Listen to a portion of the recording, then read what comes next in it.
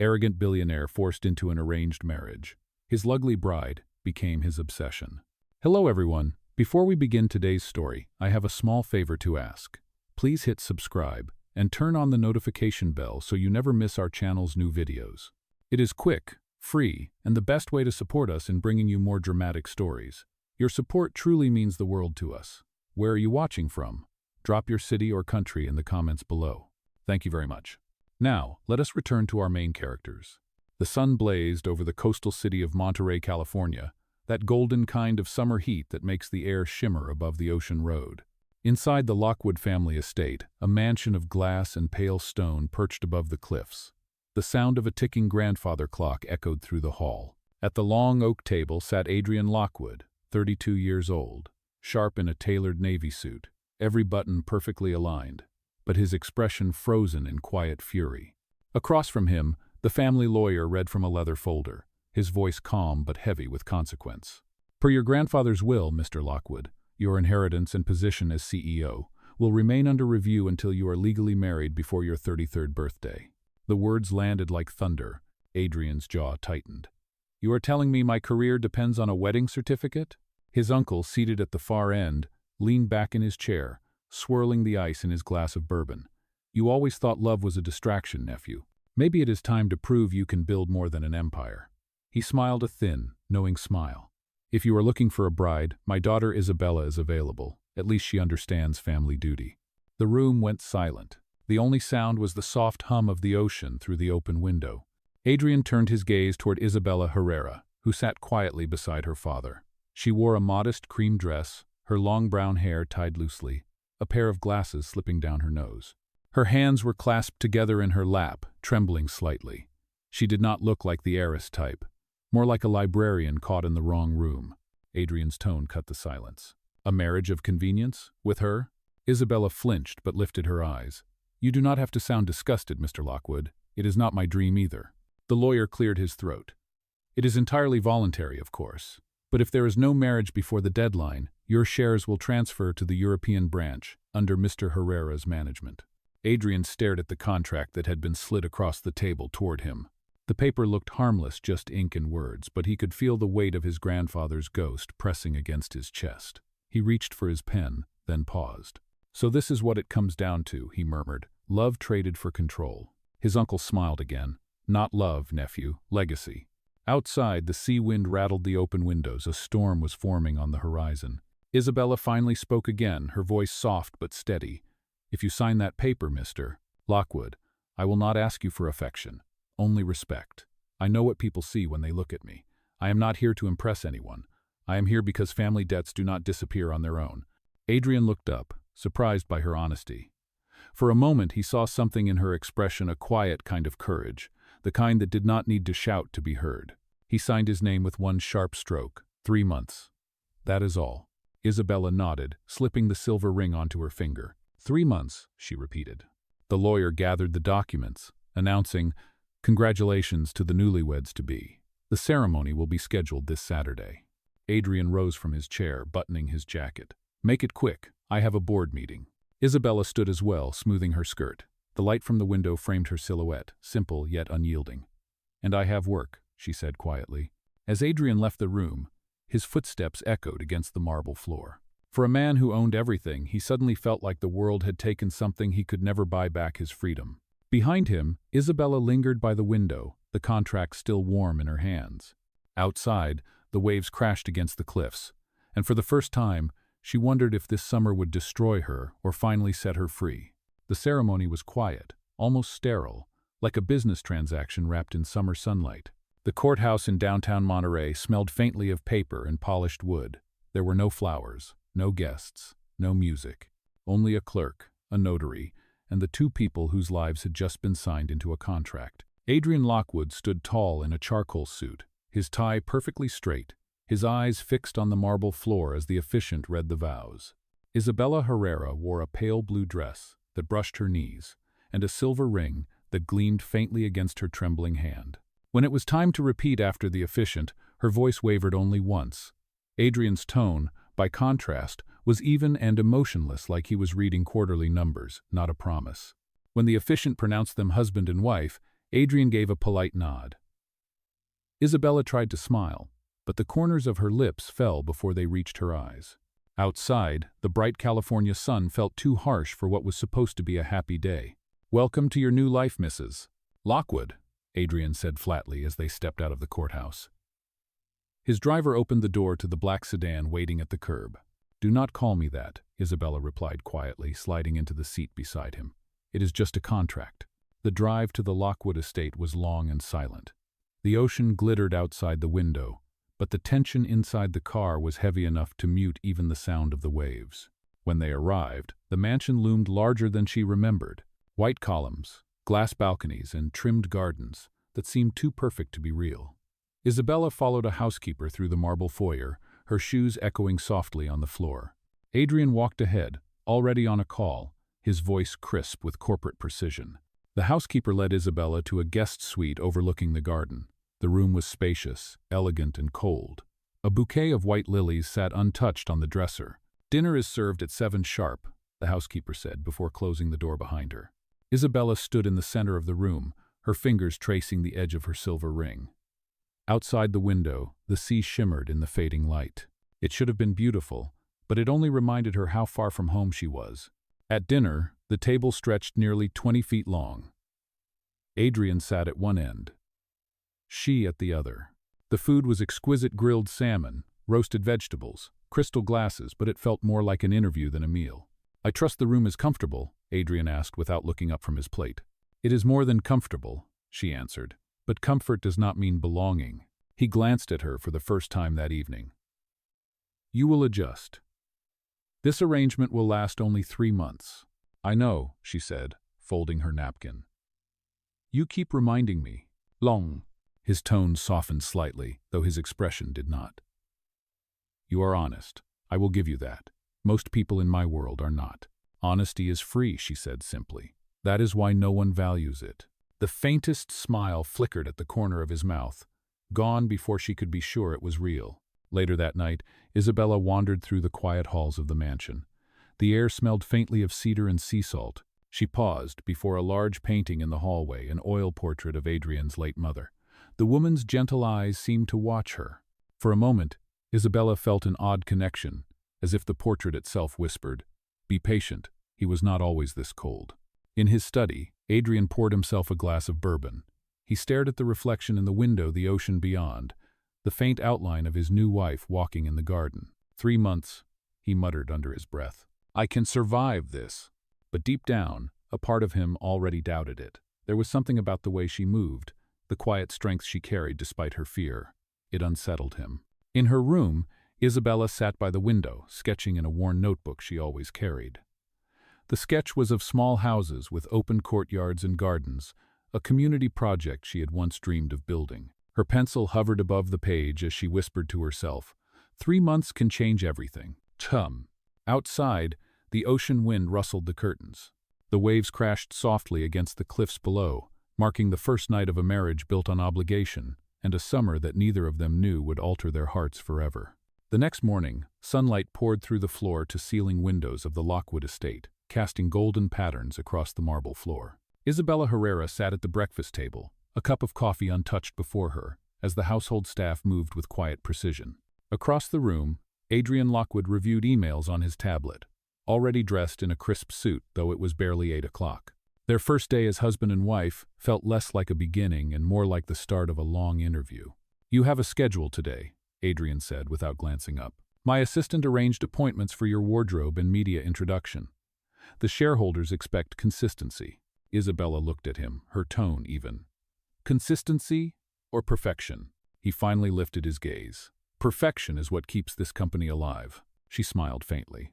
Maybe that is why it always looked so tired. He frowned, unsure if she was teasing or challenging him. Before he could reply, his phone rang. "Lockwood," he answered sharply, stepping out onto the terrace. Isabela took a slow sip of coffee, then turned to the housekeeper. "Is there a garden nearby?" "Yes, ma'am. The south terrace opens to the orchard." She nodded, slipping out the glass doors. The summer air was warm, filled with the scent of orange blossoms. For a moment, away from marble and rules, she could breathe again. Later that afternoon, she was escorted to a private boutique in downtown Monterey. The stylist measured, pinned, and adjusted while Adrian reviewed his calls from a corner chair. She caught his reflection in the mirror-perfect posture, emotionless face.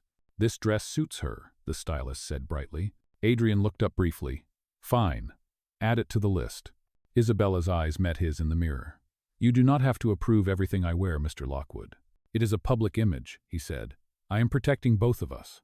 "Tongwe, then maybe try sounding like you mean it," she murmured under her breath. That night, she stood on the balcony outside her room, sketchbook in hand. The waves shimmered under the moonlight. She began to draw a cluster of small homes, a place filled with laughter, sunlight, and music, everything the Lockwood mansion lacked. Downstairs, Adrian worked late in his study. Through the glass wall, he saw her silhouette on the balcony, hair lifted by the wind, the faint glow of her lamp outlining her gentle posture. Something about the image held him there longer than he expected. For a man who measured everything in value and return, he could not explain the sudden pull in his chest. The following day, their first public appearance together arrived sooner than either expected. The Lockwood Foundation hosted its annual summer gala at a seaside resort. Cameras flashed, reporters lined the entrance, and whispers followed them the moment they stepped out of the car. Adrian offered his arm out of courtesy. "Smile," he said quietly. "They are waiting for the perfect photo." Isabela took his arm but did not smile. "Perfection again?" "Always," he replied. Inside the ballroom, crystal chandeliers bathed the guests in warm light. Music drifted through the air like champagne bubbles. Adrian greeted investors and partners with practiced charm, while Isabela stood quietly beside him, nodding when introduced. Her simplicity drew as much attention as her lack of pretense. At one point, a tall woman approached Evelyn Hart, Adrian's former associate. Her red dress shimmered under the lights. "Adrian," she purred, extending her hand. "I heard you finally settled down." Her gaze slid toward Isabela. "How unexpected." Adrian's expression tightened. "Evelyn, this is my wife, Isabela." Evelyn's smile was sharp as glass. "Of course. I hope she enjoys being married to a man who lives for his work." Isabela met her gaze without flinching. "Work is not the worst thing a man can be married to. Pride is." For a heartbeat, the table fell silent. Then Evelyn laughed lightly, lifting her glass. "Well said, Mrs. Lockwood." After she walked away, Adrian exhaled, his tone low. "You did not have to say that." "Yes, I did." Isabela replied softly. "Someone had to remind her that I am not invisible." Later, as the night wore on, a photographer asked for a picture. Adrian placed a hand on her back, and for the first time she did not tense. The flash captured a moment. Neither of them noticed the way his gaze lingered, softer than before. When they returned home, Isabela slipped off her shoes and looked at him. "Good night, Adrian." He hesitated at the foot of the stairs, surprised by how natural his name sounded in her voice. "Good night, Isabela." The sound of the ocean filled the silence that followed. Outside, the summer breeze carried the faint scent of orange blossoms through the open hall, marking the quiet shift between two strangers pretending to be married and two hearts beginning to see each other for the first time. The morning after the gala, the Lockwood estate stirred to life beneath a sky painted with soft shades of gold and blue. The press headlines had already spread across the internet. Adrian Lockwood's unexpected bride captivates the summer gala. The photograph showed Isabela Herrera beside Adrian Lockwood, her posture calm, her eyes steady. To everyone's surprise, the public seemed to like her. Adrian stood by the window of his study, scrolling through the news on his phone. He had expected ridicule. Instead, the comments praised her poise and sincerity. Words like refreshing and authentic appeared again and again. For a man who built his life on image, he found himself strangely relieved. When he walked into the kitchen later, he found Isabela cooking breakfast herself, a simple plate of scrambled eggs and toast. The housekeeper watched nervously from the corner, unsure whether to intervene. "You do not have to do that," Adrian said. "I know," Isabela replied without looking up. "But I like to start my day doing something real. It helps me remember who I am." He hesitated before sitting across from her. "You made the press very happy last night." She smiled faintly. "That was not my intention. I just spoke honestly." "That is exactly what they liked," he admitted, reaching for his coffee. "You might be better at this public thing than I am." Her eyes lifted to his, amused. "Do not sound so surprised." That afternoon, Adrian invited her to accompany him to the company's headquarters. He said it would help her understand the business side of their arrangement. As they entered the sleek glass building, employees turned to watch. Some whispered, others smiled. For years, Adrian Lockwood had been known as the untouchable CEO. Seeing him walk beside someone, especially a woman who looked so ordinary, sparked curiosity. Inside the boardroom, tension filled the air. Evelyn Hart sat near the center of the table, flipping through her tablet. "Good morning, Adrian," she said with a measured smile. "And Mrs. Lockwood, of course." "Good morning," Isabela replied politely. As the meeting began, Evelyn wasted no time. "Public engagement is up, but we should be careful not to confuse sympathy with strategy. The market moves on logic, not sentiment." Isabela tilted her head. "Logic is necessary," she said, "but people buy stories, not numbers. They want to believe in something human." A few of the executives nodded quietly. Adrian hid a small smile behind his hand. Evelyn's expression tightened. When the meeting ended, Adrian walked with Isabela through the lobby. "You handled yourself well," he said. "Most people never stand up to Evelyn." "I was not trying to challenge her," Isabela replied. "I just told the truth." "That might be the boldest thing anyone can do in a room like that," he said. Days turned into weeks, and the summer deepened. Their routine began to settle: mornings filled with quiet breakfasts, afternoons of corporate events, and evenings shared in awkward but growing comfort. The walls between them thinned, almost without either of them noticing. One warm evening they found themselves on the back terrace, watching the sunset wash the sky in pink and amber. The ocean breeze rustled through the citrus trees. "You never stop working," Isabela said softly. "Do you ever rest?" Adrian shrugged. "Work is simpler than people. People are what work is for," she said, tracing a pattern on the rim of her glass. He looked at her, something unreadable in his gaze. "Why do you care about helping strangers? You could be living anywhere, doing anything." "Because I know what it feels like to be forgotten," she said. "When you grow up invisible, you notice who else is missing from the picture." The silence that followed was gentle, not uncomfortable. Adrian leaned back, studying the horizon. "Maybe I've been looking at the world through the wrong window." She smiled. It is never too late to change the view. Before going inside, she paused to button the top of his shirt collar, which the wind had loosened. The brief touch startled him, not because it was bold, but because it was kind. "You will catch a chill," she said lightly. He watched her disappear into the house, the faint scent of orange blossoms lingering behind her. For the first time in years, Adrian Lockwood did not return to his office or his laptop. He stayed on the terrace, letting the night settle around him, the sound of the sea rising and falling like a heartbeat. Inside her room, Isabela sat by the open window, sketching again. This time she drew two silhouettes standing beneath the same sunset. In the margin, she wrote one line. "Even a contract can teach a heart how to listen." Neither of them knew it yet, but the walls that kept them apart were already beginning to crumble, one quiet act of kindness at a time. By the time August arrived, the Lockwood estate had changed in subtle ways. The staff spoke more softly, the air felt lighter, and the sound of laughter sometimes echoed down the marble halls, something no one had heard there in years. Isabela Herrera had brought warmth into a place built for control. Even Adrian Lockwood could feel it, though he would never admit it out loud. One evening they attended a charity dinner hosted by the Lockwood Foundation. It was meant to be another polished corporate event, filled with donors, shareholders, and polite applause. Yet somehow, that night felt different. The ballroom shimmered under chandeliers, but it was Isabela who drew every gaze when she entered. She wore a soft ivory gown, her hair pinned loosely, a single silver ring catching the light. Reporters whispered that the plain bride of Monterey had transformed into someone radiant. Adrian noticed the way people looked at her and how she seemed unaware of it. He could not decide if he was proud, protective, or simply captivated. During dinner, Evelyn Hart delivered a presentation about the company's next luxury project. Her words were sharp, her smile practiced. When she invited Adrian to comment, he turned the spotlight unexpectedly. "Actually," he said, glancing at Isabela, "my wife has been designing something interesting. Perhaps she can explain." A murmur rippled through the crowd. Isabela's eyes widened. "Adrian, He gave a small, encouraging nod. Taking a breath, she rose from her seat. "It is not a proposal for profit," she began. "It is a concept for affordable housing for workers who build our towers but cannot afford to live near them. I believe success should mean creating more than wealth, that should create dignity." The room fell quiet. Cameras clicked. Even Evelyn had no words for a moment. Then a few people began to clap. Within seconds, the entire hall joined in. Adrian stood as well, his hands coming together in deliberate, steady applause. For the first time, pride filled his voice. "That," he said, "is what the Lockwood Foundation should stand for." Later that night, as they drove home along the coast, the car was silent except for the soft hum of the tires. The moonlight flickered through the windows.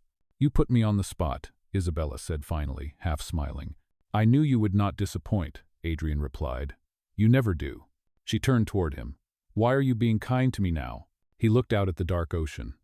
"Because you reminded me what kindness actually looks like." 2. Back at the estate, she stood at the foot of the grand staircase, hesitating. "Thank you, Adrian," she said quietly, "for trusting me tonight." "Do not thank me," he answered. "Just keep proving me wrong." She smiled and went upstairs, leaving him in the soft glow of the chandelier. That night, Adrian could not sleep. He found himself wandering into the garden, barefoot on the cool grass. From the second-floor balcony, he saw her light still on, her silhouette moving as she painted.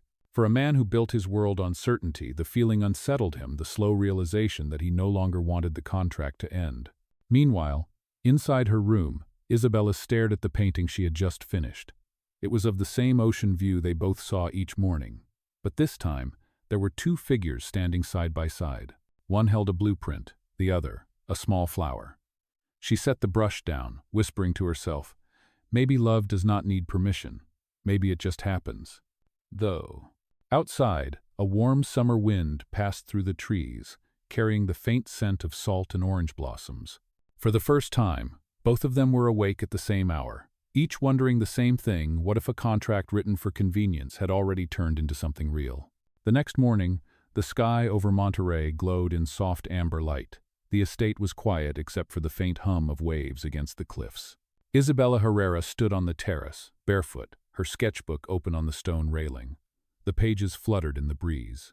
Adrian Lockwood watched her from the doorway, coffee in hand, uncertain whether to speak or simply keep watching. For weeks now, the distance between them had thinned, replaced by something fragile and real. The company, the shareholders, the family, they all still mattered, but not in the same way. Something inside Adrian had begun to shift, like the tide pulling him toward a new shore. He stepped outside. "You are up early," he said. "I could not sleep," she replied, smiling faintly. "Too many ideas." "About the project?" "About everything," she said. "You ever get that feeling? When life feels like it is quietly asking you to begin again?" He looked at her for a long moment before answering. "Maybe that is what this summer has been doing to me." "Tonka." She glanced at him, surprised by his honesty.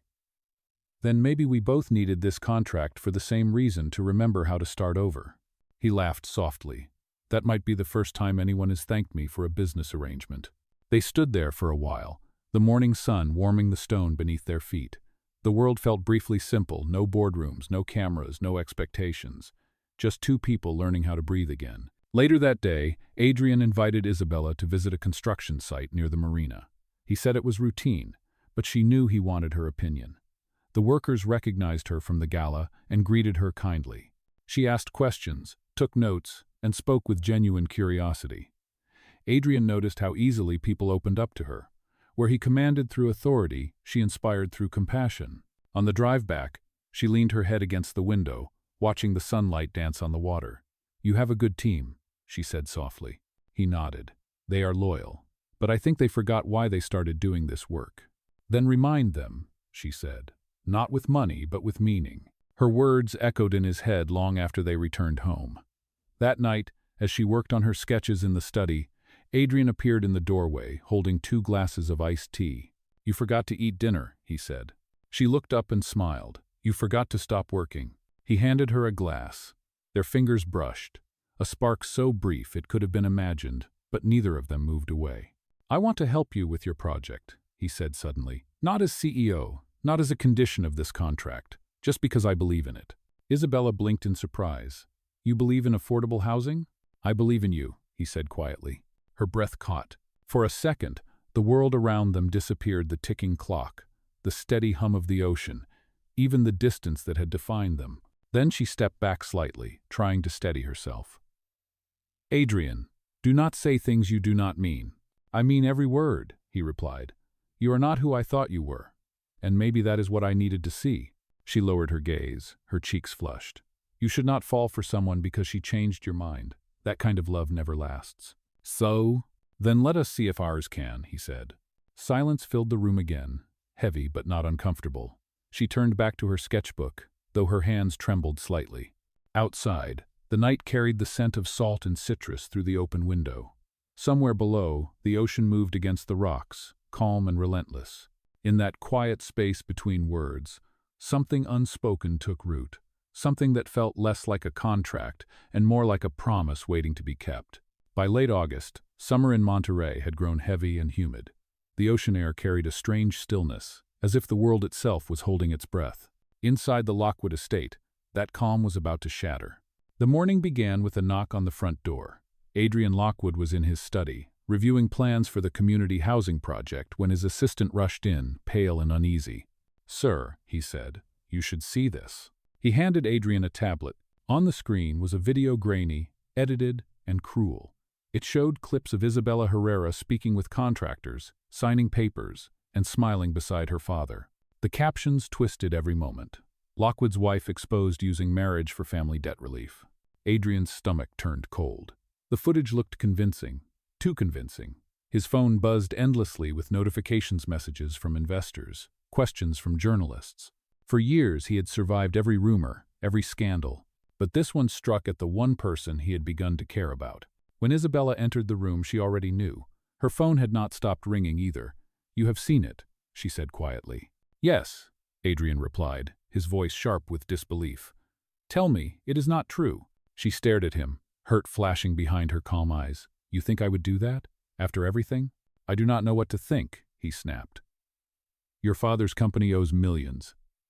And now this appears out of nowhere. Do you expect me to ignore it?" Isabela's hands trembled, but her voice remained steady. "I expected you to know me better than a headline." He turned away, unable to meet her gaze. "I built this company on trust. If I am wrong about you, I lose everything." She took a step closer. "Then maybe you have already lost what matters most." The silence that followed was sharp enough to cut. Then, without another word, she slipped the silver ring from her finger and placed it on his desk. "The contract is over, Adrian. You have your freedom back." He looked up, his voice low. "Isabela, wait." But she was already walking away. Outside, dark clouds had gathered over the ocean. The wind picked up, scattering papers across the study floor. By the time he reached the driveway, she was gone. Her car disappeared down the long coastal road as the first drops of rain began to fall. That night, the mansion felt emptier than ever. Adrian sat in the study, staring at the ring glinting faintly in the lamplight. For the first time, work offered no distraction. Every echo in the house sounded like her voice, every gust of wind like the whisper of her laughter. Hours passed. Then his phone buzzed again, an email from an anonymous address. Attached was a folder of security footage from the foundation's servers. In the files, he saw Evelyn Hart meeting privately with a tabloid journalist, handing over edited clips and cash envelopes. Adrian's chest tightened. He replayed the video again, each second confirming the betrayal. The scandal had been fabricated. Evelyn had set Isabela up. He closed his eyes, regret flooding through him. The woman he had doubted was the only one who had ever stood by him for the right reasons. Outside, thunder rolled across the coast. Rain poured against the windows, washing the salt from the glass. Adrian stood, gripping the ring in his hand. "I was wrong," he whispered. "I was so wrong." At that same hour, miles away, Isabela sat alone in a small beachside apartment she had rented under her own name. The storm beat against the roof, but she did not flinch. She had rebuilt herself before. She could do it again.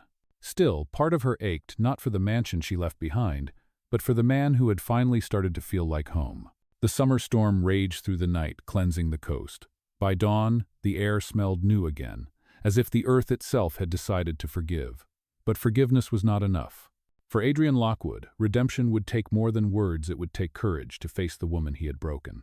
3 weeks passed since the storm, but for Adrian Lockwood, the silence that followed was louder than thunder. The mansion overlooking Monterey's cliffs no longer felt like home. He had spent every night replaying the same moments, the way Isabela Herrera had looked at him when she said, "I expected you to know me better than a headline." He could not forget the steadiness in her voice, or the way she walked away without once looking back. The evidence against Evelyn Hart was undeniable. The board had confronted her with security footage and financial records, linking her to the fabricated scandal. Within hours, she was removed from her position. But clearing Isabela's name did not clear Adrian's conscience. It only deepened the hollow in his chest. One evening, he sat in the now empty study. the same room where she had left her silver ring. Outside, the late summer sun dipped low across the ocean, casting golden light over the water. On his desk lay a brochure for the community housing project, Isabela's design brought to life by local volunteers. The project had gone viral online. People were calling it the Heart of Monterey. He traced his fingers over her name printed beneath the headline, Lead Architect, Isabela Herrera. The photo showed her smiling with a group of workers, a yellow hard hat shading her face. She looked happy. Free, real. Adrian stood abruptly. He could not stay there another night surrounded by ghosts. Thomas, he called to his driver, get the car. We are going to Nevada. The next morning, sunlight blazed across the desert highway as the car sped past endless stretches of open land. When they finally reached the small coastal town where the project stood, Adrian stepped out and saw rows of bright, modest homes painted in cheerful colors. Children ran through sprinklers, laughter filling the air. The world Isabela had imagined now existed in front of him. Near the entrance, a banner read, Grand Opening, the Lockwood Herrera Community Homes. His breath caught at the sight of his name next to hers. She had not erased him. She had finished what they started, without his help, without his approval. He followed the sound of applause toward a wooden stage. There she was, standing before a crowd in a light summer dress, her hair loose, her voice steady as she spoke. This project is proof that compassion builds stronger foundations than ambition ever could. We built homes, but more importantly, we built hope. The crowd cheered. Adrian stood at the back, watching her, pride and regret twisting together inside him. When the applause faded, he stepped forward. People turned, whispering. Isabela froze mid-sentence as she recognized him. He climbed the steps slowly, the late afternoon sun glowing behind him. You left out one thing, he said into the microphone, his tone firm but gentle. This project would not exist without the woman who taught me that love is not a transaction. The audience murmured. Adrian turned toward Isabela, his voice steady. I was blind. I trusted lies because I was afraid to trust something real.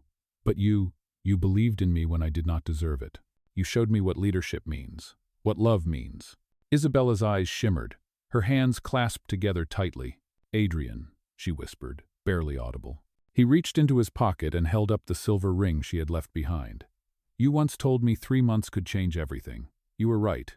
It changed me. And if you will let me, I would like to start again, not with a contract, but with a promise. The crowd fell silent. Even the children stopped playing. The only sound was the breeze moving through the flags above the stage. Isabela looked at him, her expression caught between disbelief and relief. You came all this way, she said softly. I would have crossed the world, he replied, but I only needed to find my way back to you. Applause erupted, but Adrian barely heard it. In that moment, nothing existed except the woman standing before him and the truth he had finally spoken. She stepped closer, tears glistening in the corners of her eyes. Then promise me one thing, she said, that from now on, we build everything on trust. He nodded.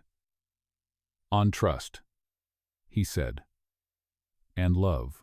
The sun dipped below the horizon, bathing them in a soft golden glow.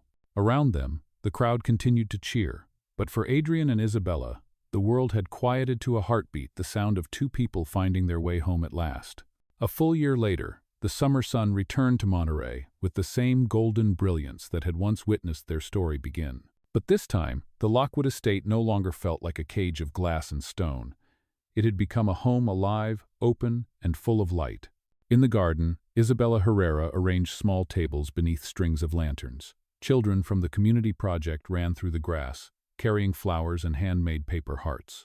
Their laughter mixed with the ocean breeze drifting from the cliffs.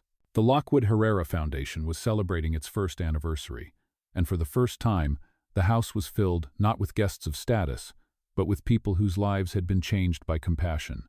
Inside, Adrian Lockwood stood before a mirror, adjusting the collar of his linen shirt. There was no tie, no formal suit, just simplicity. He caught his reflection and smiled faintly. The man staring back was not the same one who once measured success in numbers and control. The sharpness in his eyes had softened into something human. When he stepped outside, Isabela looked up from a table of guests and smiled. Sunlight filtered through her hair, and for a moment he simply stopped to take her in. The woman who had once entered his life as a quiet stranger now stood as his equal, his partner, his heart. You are late, she teased. I wanted to be sure I did not forget anything this time, he said, holding up a small velvet box. Her breath caught as he opened it. Inside rested the same silver ring she had once left on his desk, but now it gleamed beside a second one, engraved with their initials. "I never gave you a real proposal," Adrian said, his voice steady but full. "No contracts, no conditions. Just a promise that I will choose you every day, for every summer to come." Tears filled her eyes as she whispered, "Adrian." He took her hand. "Will you marry me truly this time?" The garden fell quiet. Even the children seemed to sense the weight of the moment. Isabela laughed through her tears, nodding. "Yes," she said, "1,000 times yes." Applause broke out around them, but Adrian only saw her. He slid the ring onto her finger, the same way he had a year before, but this time it was not an agreement. It was love, pure and deliberate. When the guests began to cheer, Isabela looked around at the people gathered, the workers, the families, the friends who had once been strangers. "You kept your promise," she said softly. "You turned legacy into love." He smiled. "No, we did it together." As the sun began to sink into the Pacific, the sky turned gold and rose. Lanterns flickered to life above them, swaying gently in the warm breeze. The two of them stood hand in hand, surrounded by laughter and music, the scent of orange blossoms drifting through the air. In that light, their story no longer felt like redemption. It felt like peace. Adrian leaned close and whispered, "Some marriages start with signatures, but ours ends with a vow written by the heart." Isabela smiled through the glow of the lanterns. "Then let it be the first vow of forever." They kissed as the crowd clapped, the sound of the ocean rising to meet them. The summer wind carried their laughter out to sea, a reminder that love, when built on truth and kindness, can turn even the coldest arrangement into a home. And beneath the twilight sky, the Lockwood estate stood as proof that the most powerful stories do not begin with wealth or status. They begin with a single act of grace and the courage to love without conditions.